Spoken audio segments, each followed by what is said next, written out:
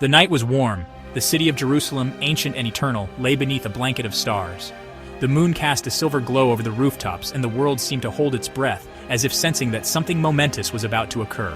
In the stillness, the city's stone walls whispered secrets of kings and prophets, of triumphs and failures, of faith and frailty. A gentle breeze blew across Jerusalem, rustling the palm leaves and carrying with it the distant sounds of life, laughter from a courtyard, the soft footsteps of a watchman, the low murmur of prayers rising from humble homes.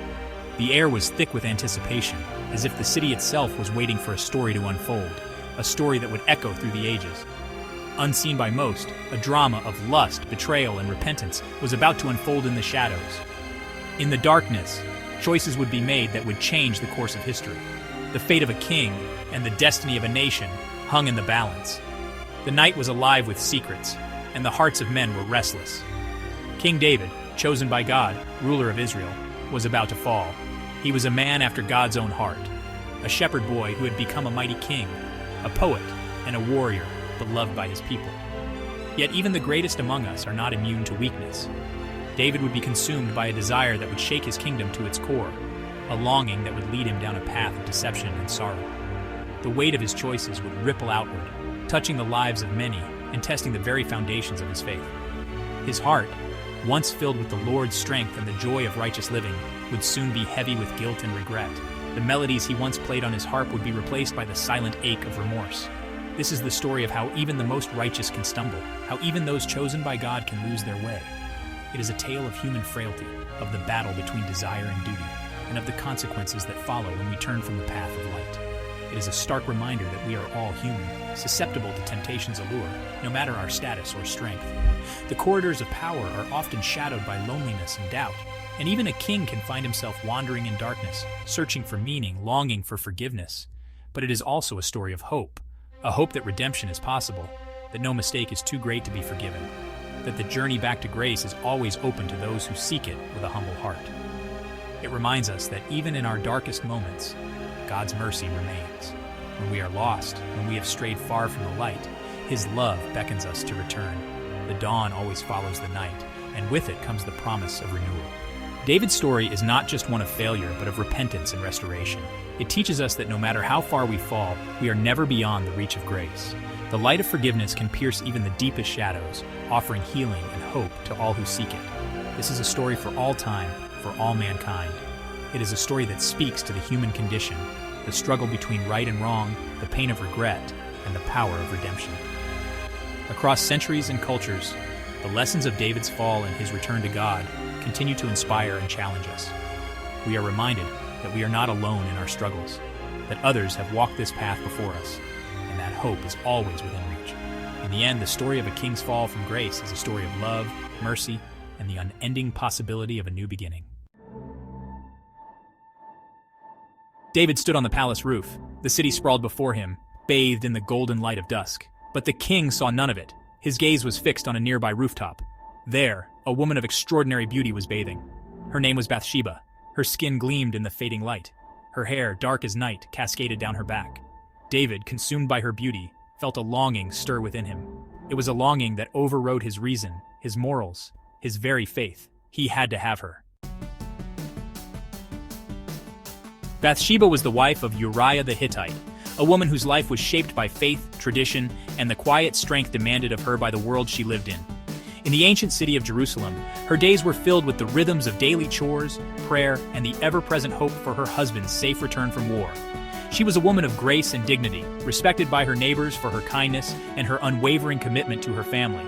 Uriah, her husband, was a loyal and valiant soldier in King David's army. He was known among his peers for his courage on the battlefield and his steadfast loyalty to his king and his fellow soldiers. Clad in bronze armor, shield in hand, Uriah faced danger without hesitation, always putting the needs of his people above his own. Bathsheba was known for her piety, often seen in the quiet hours of dawn or dusk, kneeling in prayer by the flickering light of an oil lamp. Her faith was her anchor, a source of comfort during the long nights when Uriah was away, and a guiding light in times of uncertainty. Her devotion to her husband was unwavering. Each day, she would look out the window, longing for his return, her heart heavy with both love and worry.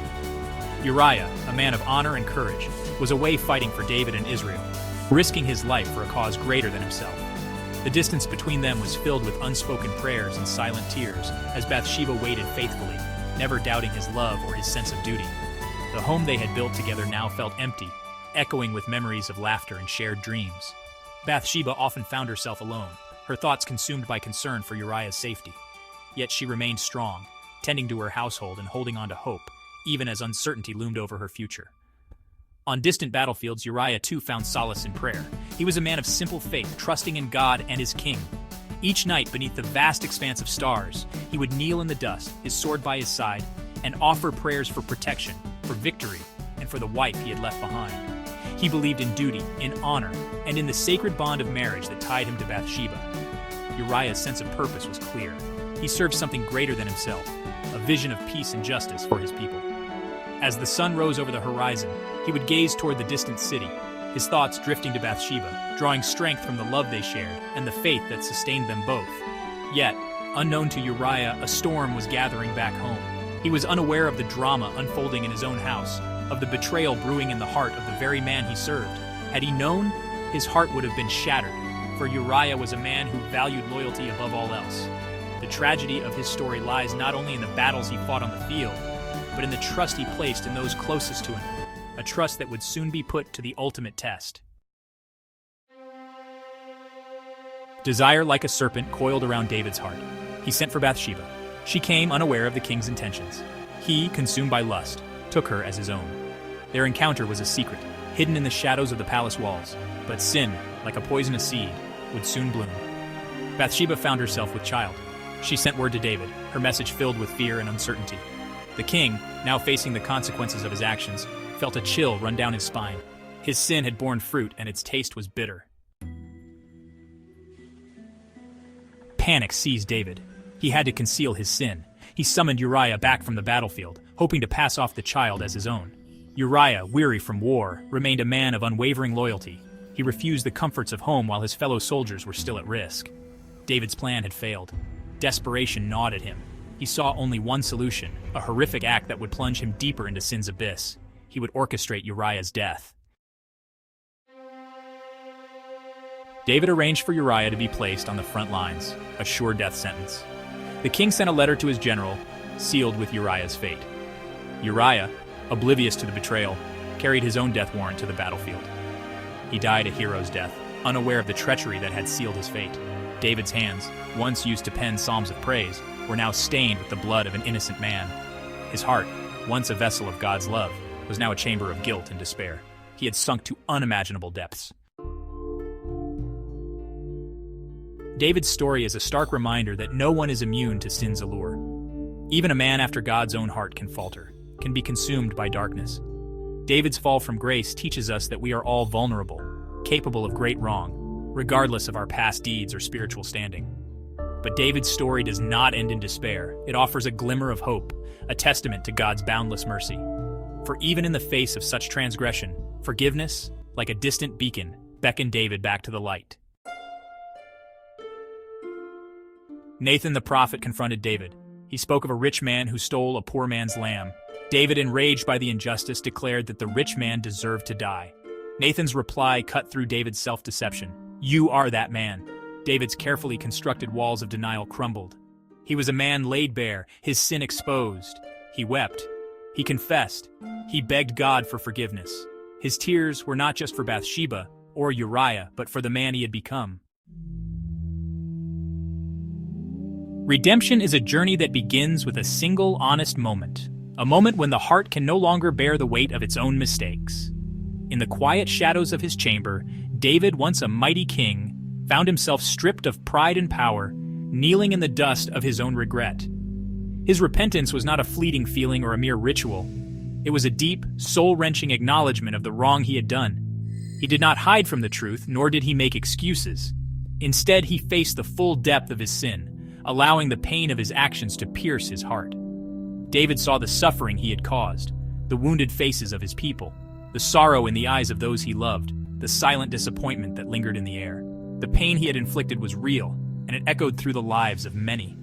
Yet, in the midst of this anguish, David turned to God, not with arrogance, but with humility and a desperate longing for forgiveness. And God, in his infinite mercy, looked not at the magnitude of David's sin, but at the sincerity of his heart. God forgave him. The divine act of forgiveness did not erase the consequences of David's choices. The scars remained, a broken crown, a kingdom shaken, relationships forever changed. These consequences served as a constant reminder of his transgression, a shadow that followed him through the corridors of his palace and the streets of his city. But David was no longer defined by his sin. He was not the sum of his failures, but the product of his willingness to seek grace. Each morning, as the sun rose over Jerusalem, David carried the memory of his mistakes, but he also carried hope. He was redeemed by his remorse, by the courage it took to confront his darkness, and by the faith that God's love was greater than his guilt. Redemption did not mean forgetting the past. It meant learning from it, growing through it, and allowing it to shape a wiser, more compassionate heart. David's story is a testament to the power of true repentance. He was not perfect, but he was honest. He did not pretend to be blameless, but he trusted in the boundless mercy of God. His willingness to admit his faults, to seek forgiveness, and to change his ways became the foundation of his redemption. It is a reminder that even the greatest among us can fall, but it is in rising again with humility and hope that we find our true strength. By facing his darkness, David found the light. His journey shows us that no matter how far we stray, no matter how heavy our burdens, there is always a path back. The road to redemption is not easy. It demands honesty, courage, and a willingness to change. But it is a road open to all who seek it with a sincere heart. We all have moments when we feel lost, wandering through the deserts of our own mistakes, searching for a sign of hope. In those moments, it is easy to believe that we are beyond forgiveness, that our failures define us. But David's story reminds us that redemption is always possible if we truly seek it, if we reach out with open hands and a humble spirit. Redemption is not reserved for the perfect, but for the persistent, for those who refuse to give up on themselves, who believe that every new day is a chance to begin again. When we seek forgiveness, when we strive to make amends, we open the door to a brighter future. The light of hope shines on those who are willing to step out of the darkness and embrace the possibility of change. God's love is a boundless ocean, deeper and wider than we can ever imagine. It washes over our failures, carries away our shame, and offers us a fresh start. No matter how far we have drifted, His grace is always within reach, inviting us to return, to be renewed, and to find peace. In the end, redemption is not just about being forgiven, it is about being embraced. God's arms are always open, ready to welcome the repentant soul, to offer comfort, healing, and a love that never fails. No matter our past, we are never beyond the reach of His grace. Redemption's embrace is waiting for all who seek it with a humble heart and a hopeful spirit.